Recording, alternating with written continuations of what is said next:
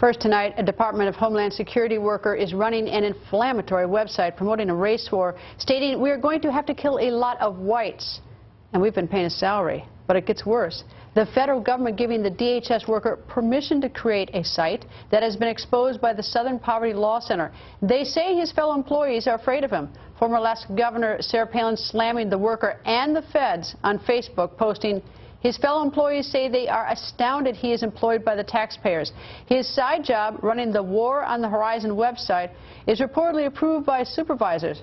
Really, Fed? Really? Governor Palin joins us. Good evening, Governor.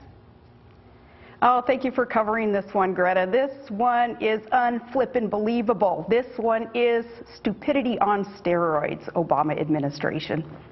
You know, I don't even get how this one can happen. I mean, it's like, you know, we give the government hell for a lot of things, and you know, you might disagree with things politically from time to time with administrations, but the whole idea that this guy is, and that they know about him. They know about this guy and his job while he is promoting some sort of race war, making gay slurs. We'll find out more as to whether he received approval for this or not, because evidently, thus far, it looks like he did receive approval to have this side job of running the website. But it's pretty ironic there that we hear that other officials are saying, oh, appropriate action will be taken if we form a committee and decide whether this guy has violated any kind of HR rules or not. Well, it seems to be appropriate disciplinary action with these very gnarly HR issues that we're seeing by some in the Obama administration result in what?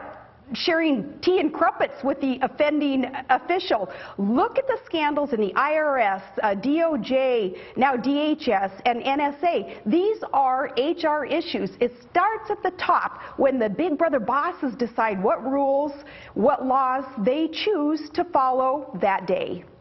Well, I know that it's sometimes difficult to get rid of employees for the state government or the federal government, so maybe they're running into that. But if I ran that office, or if I ran DHS and someone came to me and said, you know, we have someone that everybody's afraid of, the first thing I'd say is, why are you afraid of him? And then I'd get the website. I'd look at the website and I'd say, well, what's his job? My next question is, get him out of here. And they say, well, we can't fire him. I said, get him out of here. We'll pay him while he's at home while we do some procedure to try to get rid of him. I mean, it's like one of the remarks that was made to the Southern Poverty, I don't mean to insult postal workers, but the Southern Poverty Law Center said that they are afraid he's going to, quote, go postal in their office, and not to pick on postal workers. But, you know, so there's a genuine fear in the environment, yet the government just sort of looks the other way. Well, what are they afraid of? Getting sued? So what? I've fired people in my jobs as a city manager and as a governor, and yep, I've been sued for firing those who have been engaged in nefarious acts. And so what? So you get sued. You have to go through that process. Unfortunately, you know, this is a society that loves these lawsuits, and so often it's the innocent who have to end up paying. In this case, it's going to be the taxpayer having to pay for court costs and everything else if the guy does decide to sue. But so what? Get him out of there. Maybe he's in a union, is protected by some union thug leadership, thinking that this guy is a public servant. Well, he's not a public servant. He wants to kill his fellow Americans. We need to get rid of him. And by the way, it's very important that the leaders in these agencies and in this administration truly have servants' hearts. It's got to be more than just security for a job security for an individual like this official. That isn't what we should be concerned about. It needs to be servants' hearts serving we the people.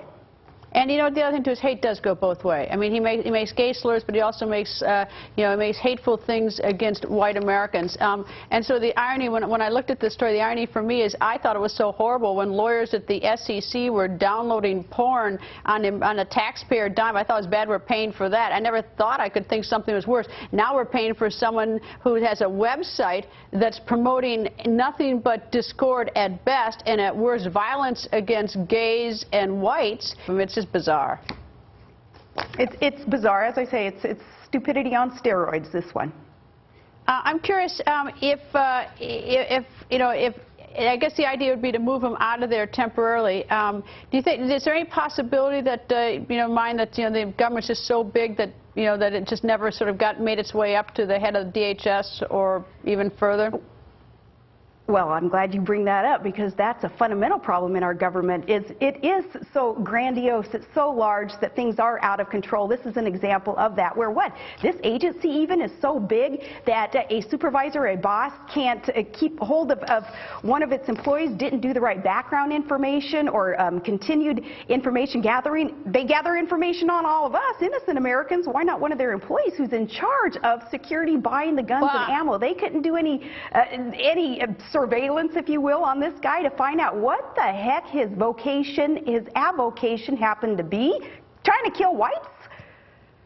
I don't know. Anyway, Governor, I'm going to ask you about one other thing, about Ashton Kutcher, the actor and President Obama's supporter, surprising many conservatives with his pro-work speech to teens. Here it is.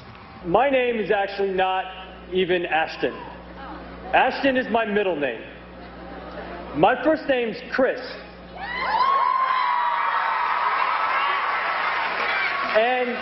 And it always has been. It got changed when I was like 19 and I became an actor.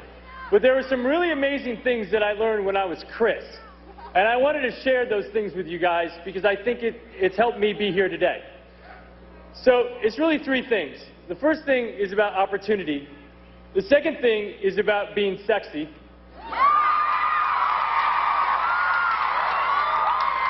And the third thing is about living life. So first, opportunity. I believe that opportunity looks a lot like hard work. When I was 13, I had my first job with my dad carrying shingles up to the roof. And then I got a job washing dishes at a restaurant. And then I got a job in a grocery store deli. And then I got a job in a factory sweeping Cheerio dust off the ground. And I've never had a job in my life that I was better than. I was always just lucky to have a job. And every job I had was a stepping stone to my next job. And I never quit my job until I had my next job. And so opportunities look a lot like work. Governor, your thoughts about Ashton Kutcher's little speech?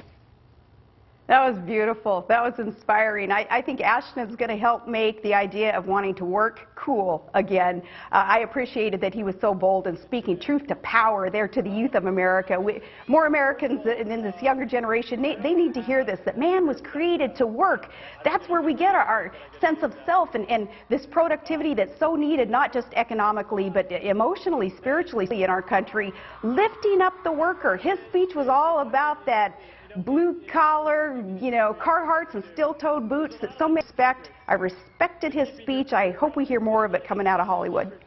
You know, I would hope that people would, young people especially, sort of emulate it and think that, well, one good way to success is sort of to work hard, even at a young age. I mean, I think that he was carrying around shingles or something for his father on a work site at age 13. Then he went to washing dishes, and as you say, making work cool. It really does. It would be, I don't know how many families still have chores for their children. With the sort of the disintegration of the American family, I would probably have less of that. But it certainly would be a rather helpful thing to our culture if we all developed more of a commitment to a work ethic. Of course, I will be a little sarcastic and say Congress is on vacation for a week, and Samantha Power, the ambassador, couldn't make it back for an emergency meeting. So we got a lot of work to do to set examples. Got a lot of work to do, but this is a step greatly appreciated coming out of Hollywood. I think a lot of that is those heartland roots that are in Ashton Kutcher. He grew up in the heartland, and like they say, you can take Iowa out of the boy. You can take the boy out of Iowa, but you can't take Iowa out of the boy. Maybe that's some manifestation of that. I love it. All right, a quick question about you. I read newspapers a lot, and I see sort of the chatter about whether or not you might run for senator from Alaska. So let me ask, what's the latest on that?